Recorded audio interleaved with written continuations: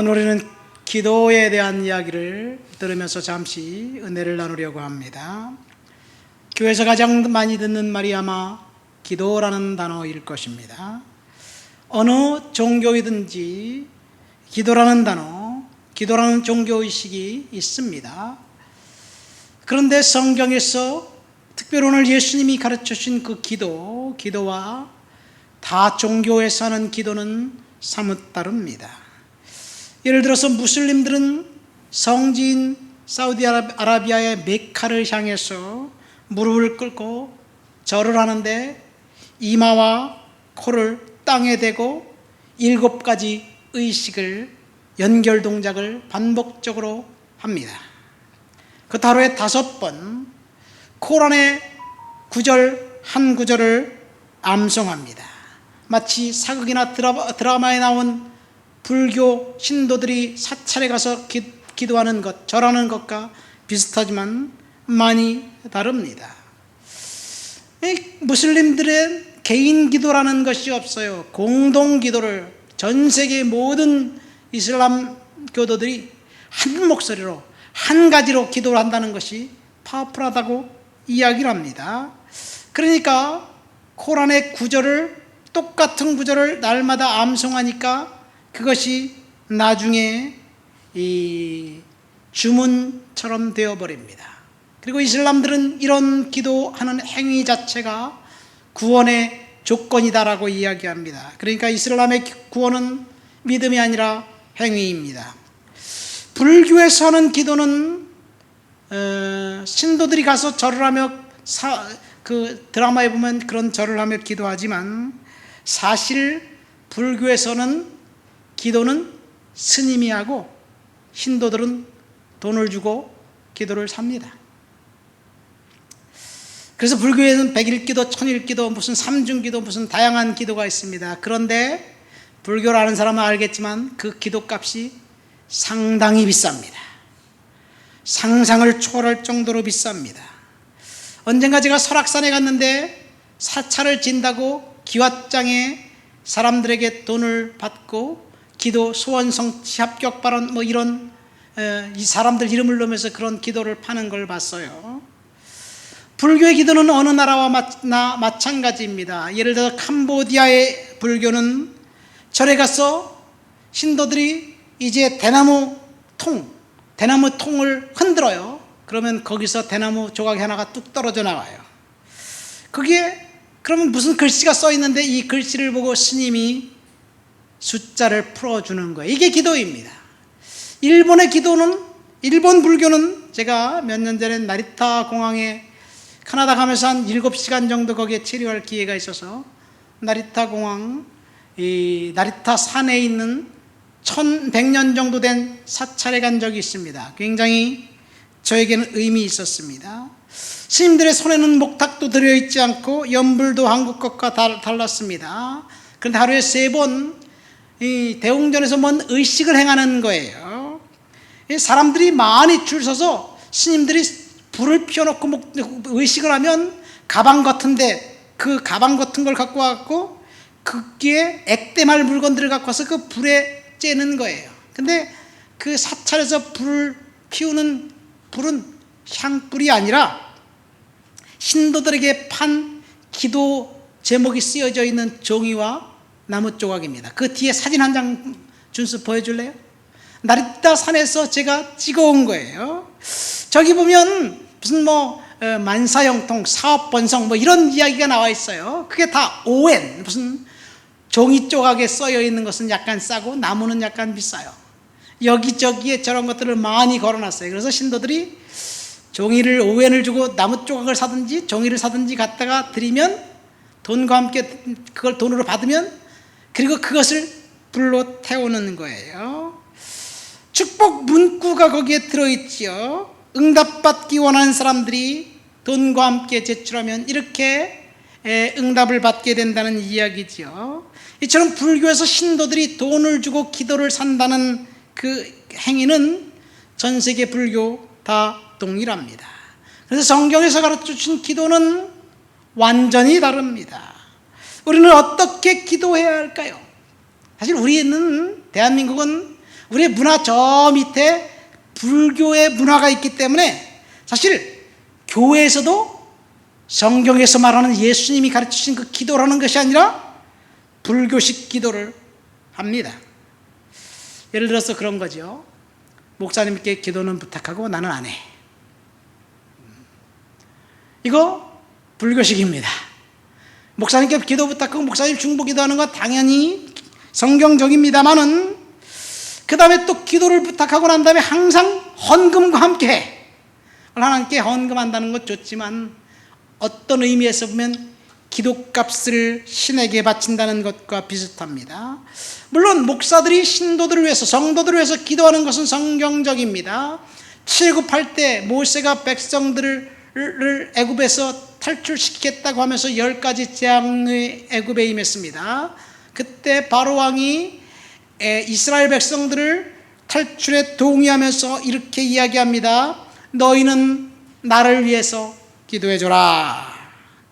이스라엘 백성들이 바벨론에 70년간 포로가 되어 있을 때 어느 날 갑자기 고레스, 바사왕 고레스 원년의 고레스가 이스라엘 백성들을 이제 예루살렘으로 귀환해도 좋다고 허락합니다.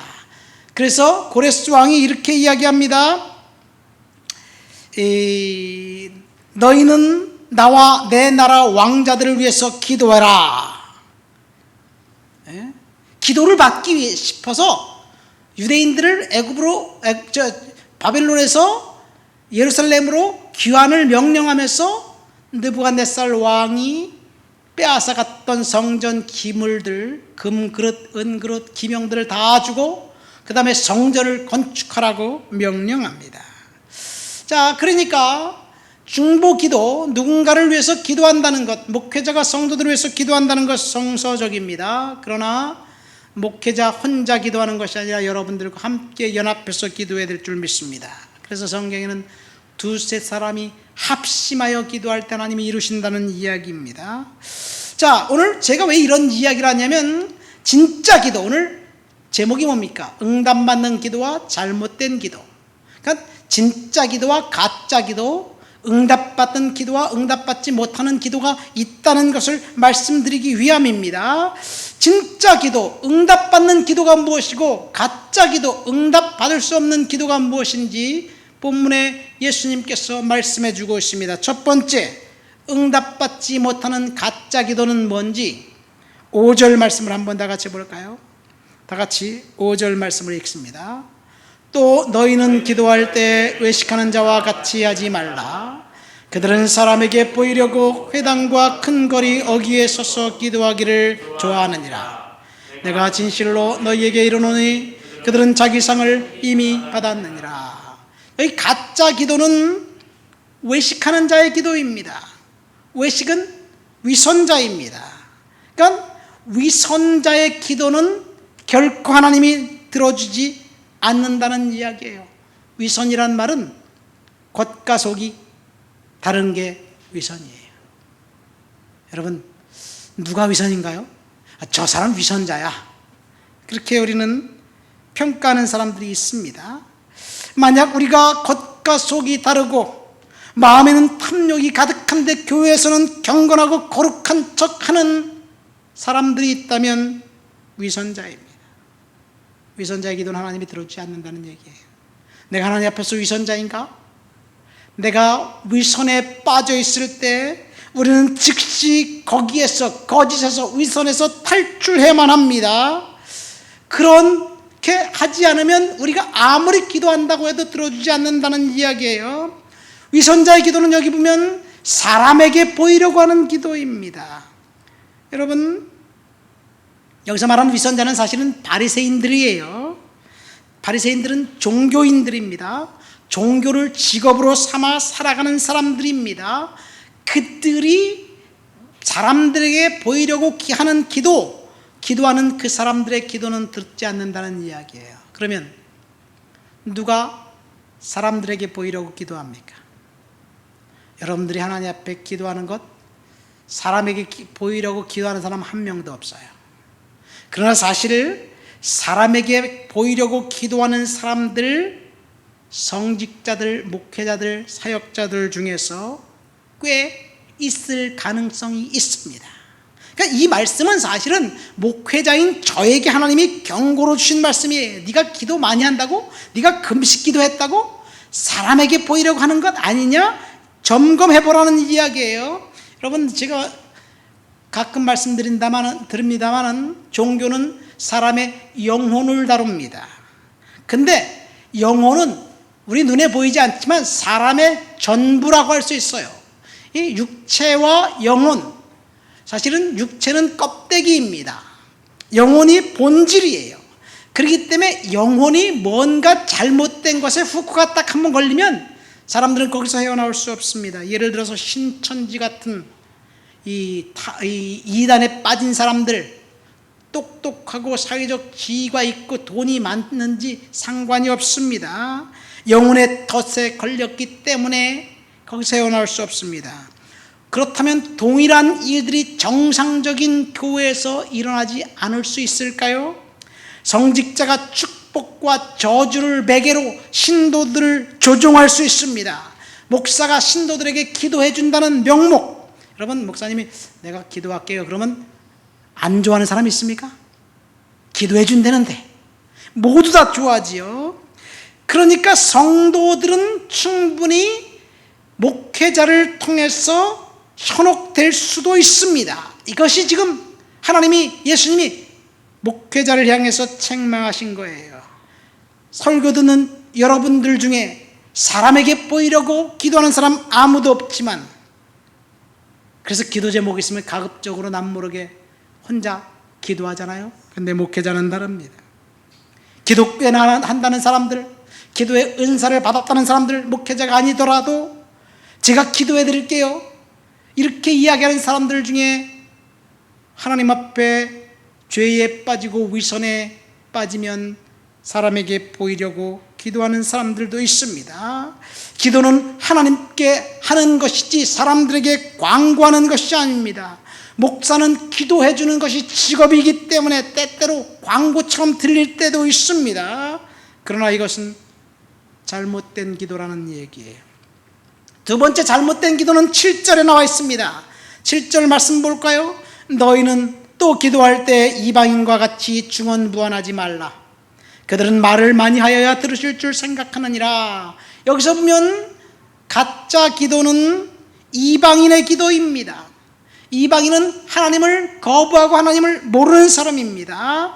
그런데 이방인이 중언부언한다고 이야기하고 있어요. 중언부언이라는 말이 영어로 보면 베블링이에요. 어린 아이가 옹알이하는 것, 그것이 베블링입니다. 헬라어로 보면, 원어로 보면 바톨로게오라고 하는데 말 더듬다 제잘거리다 계속해서 같은 말을 하는 것을 말합니다. 무슨 뜻인지 모르고 정신없이 떠들어대는 것, 이게 중언부언이에요. 예수님 당시 이방인들, 하나님을 모르는 사람들은 신에게 기도할 때 말을 많이 해야지 신이 들어준다고 생각을 했어요. 그래서 가급적이면 신에게 말을 많이 해야 되는 거예요.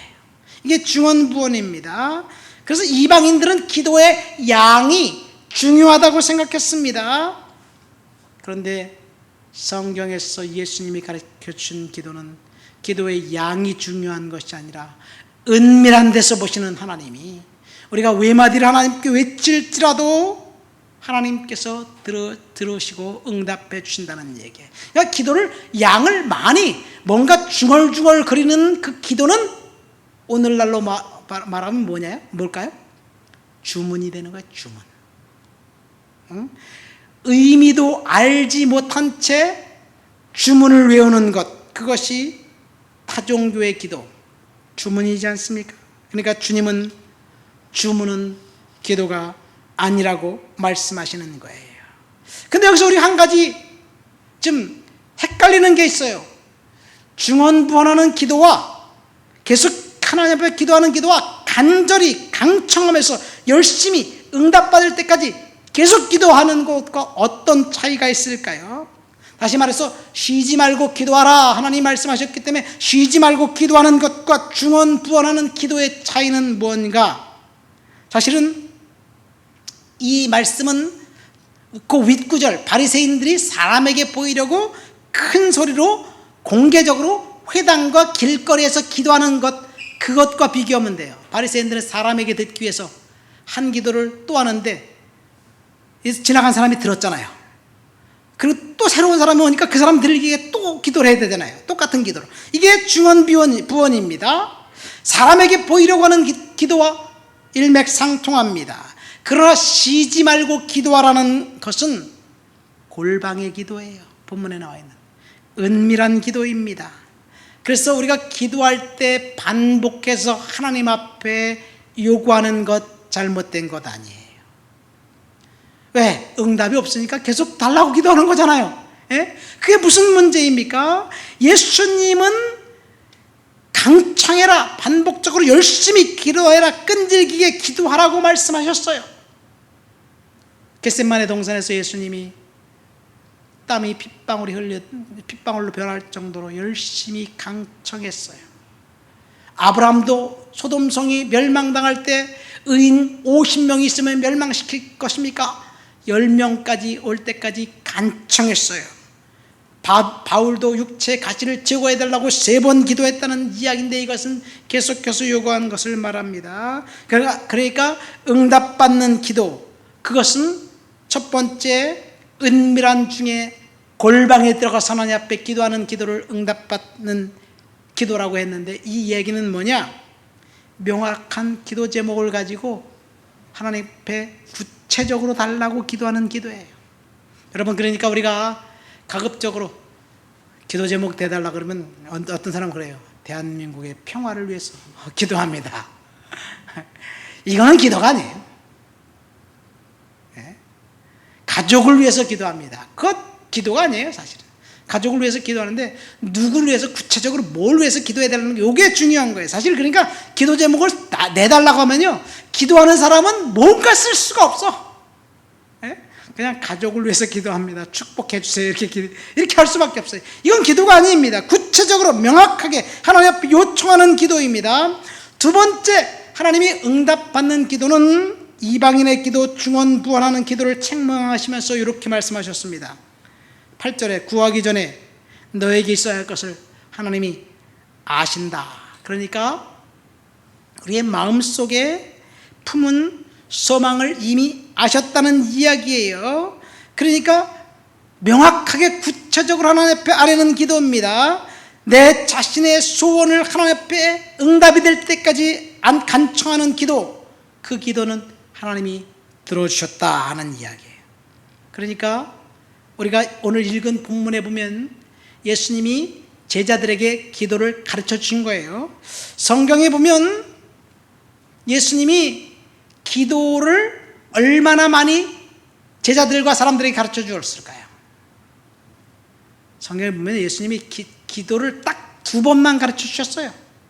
왜냐하면 누가복음 11장 이 본문과 병행 구절을 보면 제자들이 세례 요한이 제자들에게 기도를 가르쳐 준 것처럼 우리에게 또 기도를 가르쳐 주십시오, 그렇게 요청을 하니까 예수님이 그래?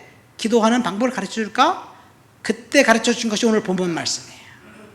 그 다음에 예수님이 또 한 번 기도를 가르쳐 주셨는데 누가복음 18장에 보면 어떤 억울한 일을 당한 과부가 재판장에 가서 끈질기게 강청하고 요청하는 하는 비유를 말씀하시면서 기도는 끈질기게 강청해야 된다라고 이야기한 거예요. 자, 여기 보세요. 그리고 예수님은 기도에 대해서 가르쳐 주지 않았어요. 그 대신 예수님이 기도에 대한 모범을 보여주신 거예요. 한적한 곳에 가서 기도하고, 제자들을 세우기 전에 기도하시고, 겟세마네 동산에 올라가서 뜨겁게 기도하시고, 그 다음 변화산에 올라갔을 때 또 기도하시고, 예수님은 제자들에게 기도를 보여주셨어요. 그러니까 기도는 배우는 게 아니에요. 기도는 하는 거예요. 누구나 다 입을 열어 하나님 앞에 기도하면 하나님이 들어주시고 응답해 주실 줄 믿습니다. 왜냐하면 우리가 구하기 전에 이미 하나님이 저와 여러분들의 필요를 알고 있습니다. 그러면 구하기 전에 내 필요를 다 아신 하나님 앞에 내가 기도할 필요성이 있을까? 다 아는데 헷갈려요? 기도하지 않아도 하나님 응답해 줄까? 아닌가? 아닙니다.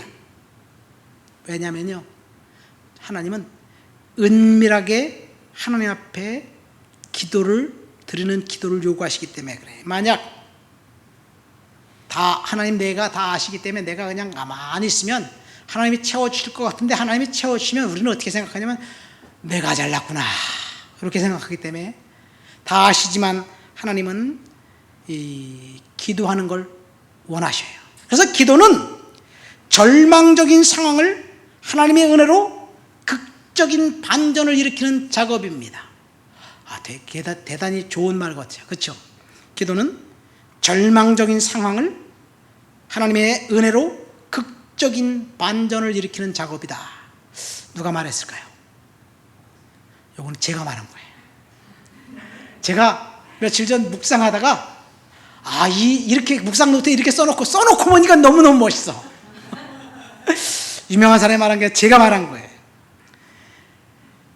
기도는 저와 여러분들이 절망적인 상황이 됐을 때 하나님의 은혜를 통해서 극적인 반전을 일으키는 작업입니다. 하나님께서 오늘 우리가 절망적이지만, 상황이 안 좋지만 우리의 기도를 통해서 저와 여러분들의 인생을 바꿀 거예요. 내일부터 코로나 사회적 거리두기 4단계, 2주 전에 2단계로 내린다고 하더니 갑자기 이렇게 올려버렸어요. 어떤 일이 벌어질지 모릅니다. 그러나 하나님께 기도하는 사람들에게 하나님이 응답하실 거예요. 우리의 눈에 비전이 보이지 않을지라도, 희망이 보이지 않을지라도, 그럼에도 불구하고 구체적으로 하나님 앞에 나와서 간구하면 눈에 풀릴 기미가 보이지 않지만 하늘에 계신 아버지께서 너의 필요를 다 아신다. 그래서 우리는 하나님께서 저와 여러분들의 기도를 들어주실 줄 믿습니다. 아까 제가 예수님이 기도에 대해서 2번 가르쳐 주셨다 그랬잖아요. 오늘 본문의 말씀은 예수님이 기도하라고 가르쳐 주신 거예요. 그래서 그 뒤에 주기도문이 나옵니다. 누가복음에도 동일해요. 그런데 이 기도를 가르치고 난 다음에 예수님이 그 뒤에 뭐라고 얘기하냐면 구하라, 찾으라, 문을 두드리라 말씀하고 계십니다. 그러면서 그 바로 앞에 한밤중에 친구에게 떡 3덩이를 빌려달라고 찾아온 비유를 이야기합니다. 밤중에 자고 있는데 어떤 사람이 문을 막 두들기면서 떡 3덩이를 빌려달라고 얘기해요. 근데 잠자고 있으니까 귀찮으니까 안 줘, 나 자고 있어, 왜 너 나를 귀찮게 하냐. 그러다가 그 친한 친구인데 친구이기 때문에 준 것이 아니라 너무 귀찮게 하니까 주었다라고 주님이 말씀하십니다. 그러니까 간청함 때문에 하나님이 주신다는 얘기예요. 구하는 사람에게 주시고 찾는 사람에게 찾게 하고 문을 두드린 자에게 열리게 하시면서 구하는 자에게 좋은 것을 주겠다. 누가 보면 구하는 자에게 성령을 선물로 주겠다 이야기하고 있습니다. 여기서 핵심은 계속해서 낙심하지 말고 하나님 앞에 간구하라는 이야기예요. 믿음을 갖고 낙심하지 않고 기도하면 하나님께서 분명히 응답해 주실 시간이 될 때 응답해 주실 줄 믿습니다. 그러니까 응답받는 기도는 절망하지 않고 낙심하지 않고 하나님 앞에 계속해서 간구하는 것입니다. 우리의 마음속에 구체적인 소망을 하나님이 허락해 주셨고 그 소망을 끈질기게 기도하면 하나님이 응답해 주는 거예요. 그러니까 하나님 앞에 열정적으로 매달리며 기도한다는, 끈질기게 기도한다는 그 기도의 한 종류가 바로 금식 기도입니다. 제가 지난주 한 주간 오늘까지 금식 기도합니다. 왜요? 응답받을 게 있기 때문에 그런 거예요. 금식 기도하면 하나님이 응답해 주시는데, 하고 있는 한 형제를 위해서 간절히 소망을 갖고 제가 기도합니다. 그 형제가 금식 기도 하자마자 하나님이 출구를 보여주신 것 같아서 얼마나 감사한지 모릅니다. 그런 의미에서 끈질기게 강청하면서 기도하는 그 기도의 이 한 종류가 금식인데, 금식 기도는 어떤 의미에서 보면 하나님이 시키는 거예요. 하나님이 시키기 때문에 금식하는 거예요. 금식 기도하면서 음식만 안 먹는 게 아닙니다. 생각도 절제하고 눈과 마음도 절제하고 그리고 보는 것도 절제합니다. 귀로 듣는 것도 절제합니다.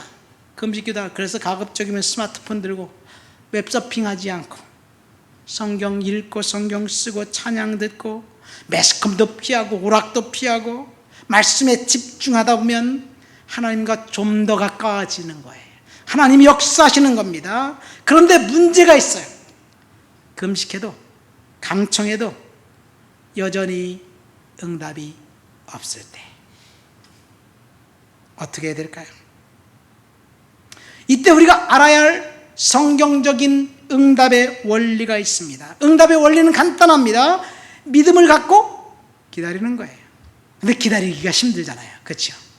응답이 안 오는데 나는 해결될 문제가 해결되지 않는데 어떻게 하나님이 때가 되면 응답해 주시고 때가 되면 해결해 주실 것을 알지만 지금 힘든데 어떻게 할까요? 그러니까 기다리는 시간, 인내하는 시간 처참합니다. 응답이 지연된 순간 우리들에게 자동적으로 절망이 다가옵니다. 이때 우리가 어떻게 해야 될지, 왜 우리의 기도가 지체되는지 두 가지 이유를 성경은 이야기해 주고 있습니다. 첫 번째, 요한계시록 5장 8절 말씀 한번 읽어보시겠습니다. 요한계시록 5장 8절 다 같이 읽겠습니다. 그 두루마리를 취하심에 내 생물과 24 장로들이 그 어린 양 앞에 엎드려 각각 검은 구와 향이 가득한 금 대접을 가졌으니 이 향은 성도들의 기도드리라.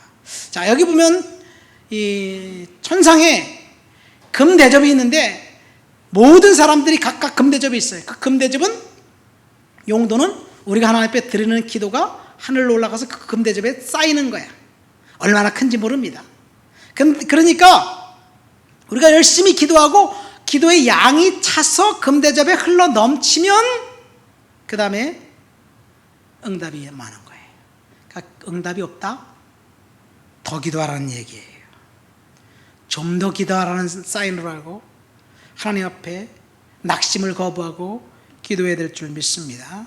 근데 만약 우리가 기도하는데 하나님의 뜻이 아니면 아무리 기도해도 소용이 없지 않습니까? 이렇게 질문 나올 수도 있어요. 그러나 염려하지 마세요.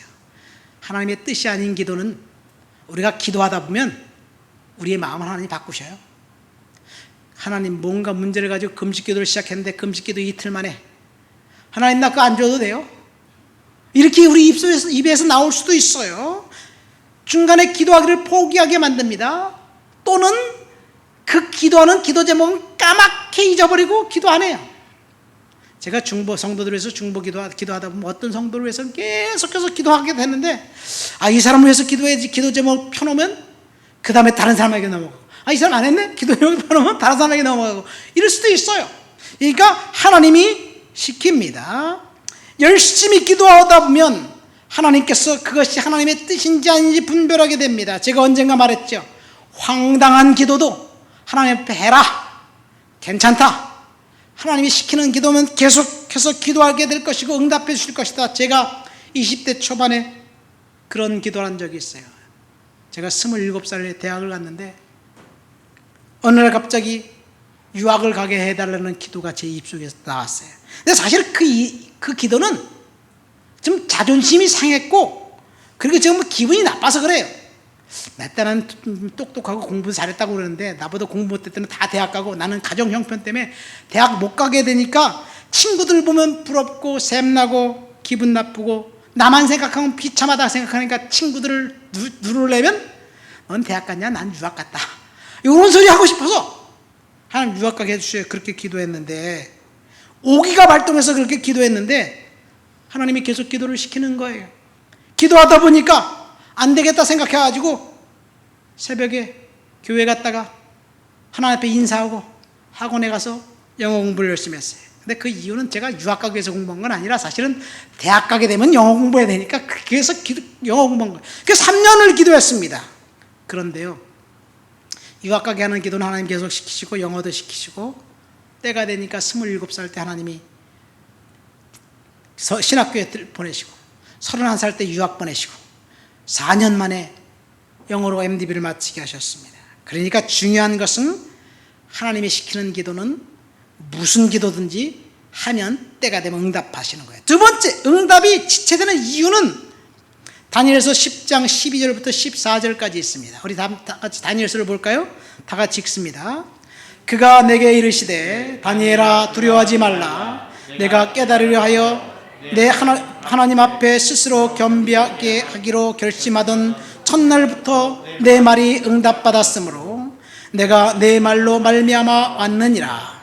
그런데 바사 왕국의 군주가 20일 동안 나를 막았으므로 내가 거기 바사 왕국의 왕들과 함께 머물러 있더니 가장 높은 군주 중 하나인 미가엘이 와서 나를 도와주므로 이제 내가 마지막 날에 내 생명 백성이 당할 일을 내게 깨닫게 하려 왔노라. 이는 이 환상이 오랜 후의 이름이니라 하더라. 무슨 말인지 잘 모르겠죠. 근데 핵심은 이거예요. 다니엘이 기도했는데 그 즉시 하나님이 응답하려고 했는데 바사국 군주, 바사국의 왕이 이 사탄이에요.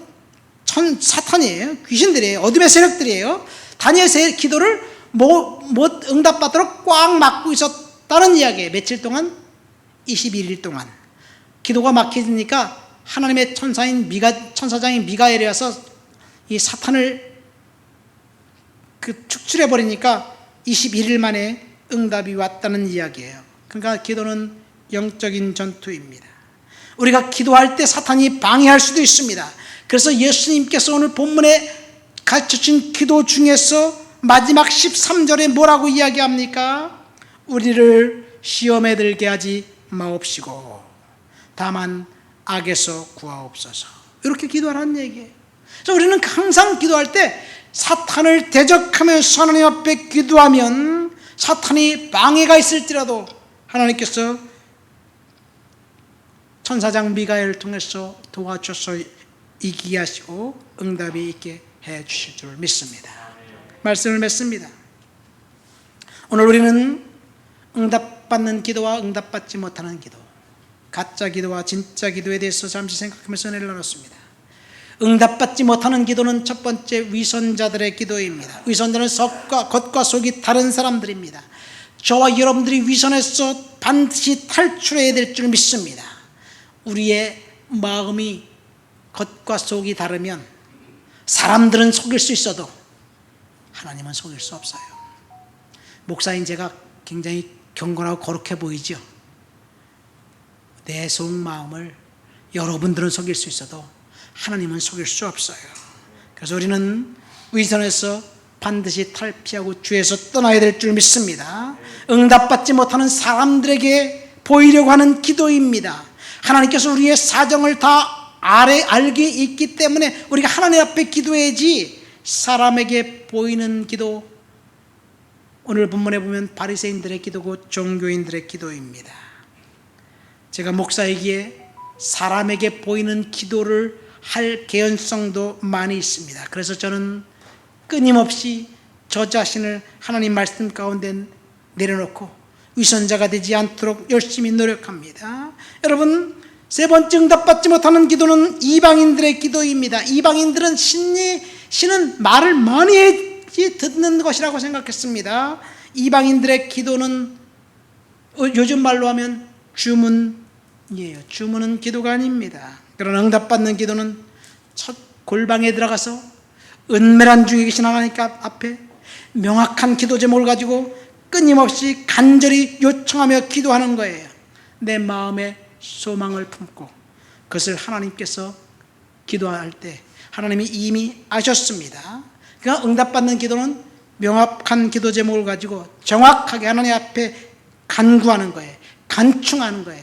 낙심이 올 때 낙심을 거부하고 하나님 앞에 계속해서 기도하는 거예요. 기도는 절망적인 상황을 하나님의 은혜로 극적인 반전을 일으키는 작업입니다.